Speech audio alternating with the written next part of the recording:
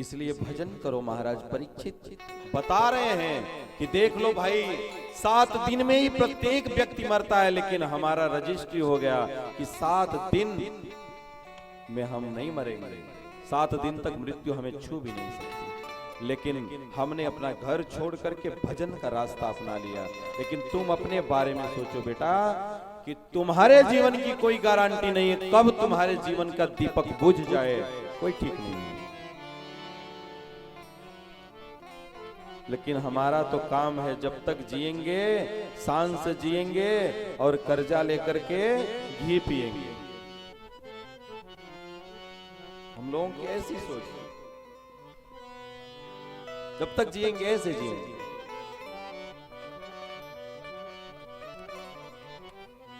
इसलिए ऐसा भाव मन से निकाल दो और भजन करना शुरू करो। जैसे महाराज परीक्षित घर छोड़ करके और जाकर के गंगा के किनारे शुक्रताल में जाकर के बैठ गए, शुक्रताल में जाकर के बैठ गए और भजन करने के लिए। संत महात्माओं के कान में ये बात गई कि महाराज परीक्षित शुक्रताल में आकर गंगा जी के किनारे बैठे हैं। सारे महात्मा आए उनको दर्शन देने के लिए। महात्माओं को देख करके सुखदेव गोस्वामी उनके चरणों में गिर पड़े, बोले मैं तो एक साधु अपराधी हूं और साधु हमारा उद्धार करने के लिए हमें दर्शन देने के लिए आए हैं, हमें दर्शन देने के लिए आए। संतों ने कहा ये तो प्रभु जी का खेल है, ये तो प्रभु की लीला है, नहीं तो आपसे कहां अपराध हो सकता है महाराज। ये जगत को शिक्षा देने के लिए भगवान लीला कर रहे हैं कि साधु अपराध का क्या फल होता है। बहुत लोग साधुओं को देखते ही चिढ़ जाते हैं, मुंह बनाने लगते हैं, बोलने लगते हैं, अरे मारो, इन लोगों का कोई जीवन है, दूसरों का खा रहे हैं, आराम से घूम रहे हैं मोटे तगड़े बन करके। इन लोगों को कुछ काम करना होता तो समझ में आता ही नहीं। कभी मत बोलो अपनी जुबान से, किसी को कुछ मत बोलो, बोल करके अपराध मत लो बाबू, अपराध मत लो।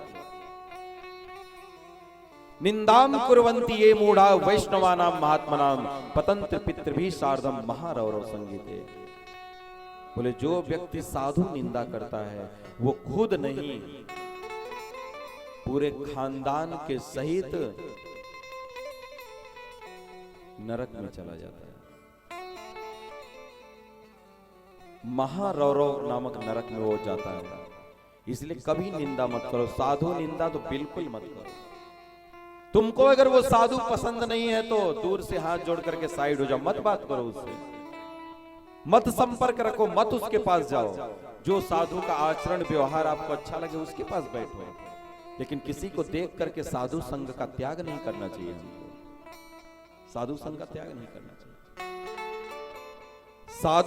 साधु संग सर्व शास्त्रे कय लव मात्र साधु संग सर्व सिद्धि है।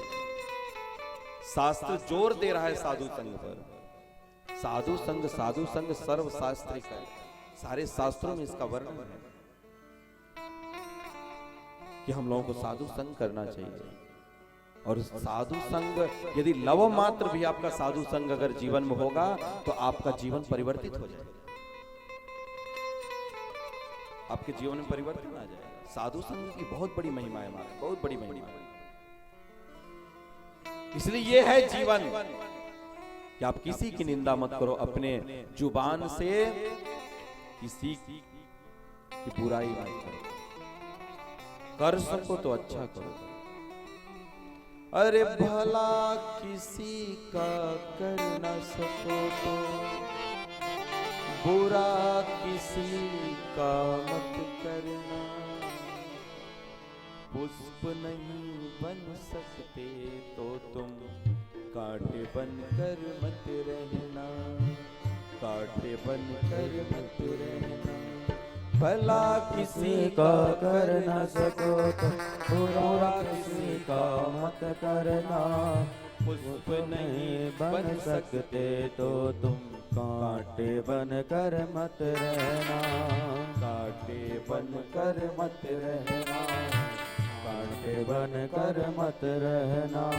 भला किसी का कर न सको तो बुरा किसी का मत करना। पुष्प नहीं बन सकते तो तुम कांटे बनकर मत रहना। इसलिए कहते हैं कि भला किसी का अगर आप नहीं करने लायक हो, यदि नहीं कर सकते हो, कभी बुरा मत सोचो, मत करने का प्रयास करो। बस जीवन में इतना ही याद रखो, ना कुछ किए ना कुछ कर सके, ना कुछ करने योग्य। ना कुछ किए ना कुछ कर सके, ना कुछ करने योग्य। जो कुछ था तुम ही सब किए, तुम ही करने योग्य। तुम ही करने लायक, हमसे कुछ नहीं हो सकता गोविंद। अगर बोल सकते हो तो अच्छा बोलो,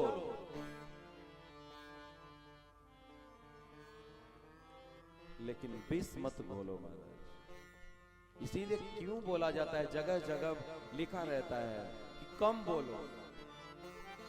कम बोलने का निर्देश दिया गया है, क्योंकि ज्यादा बोलने वाले प्रायः कभी कभी बोल ही जाते हैं गलती, उनसे कुछ न कुछ अपराध हो ही जाता है। इसलिए कहा जाता है महाराज ज्यादा मत बोलो, जितना बोलने लायक हो उतना ही बोलो, उससे ज्यादा मत बोलो।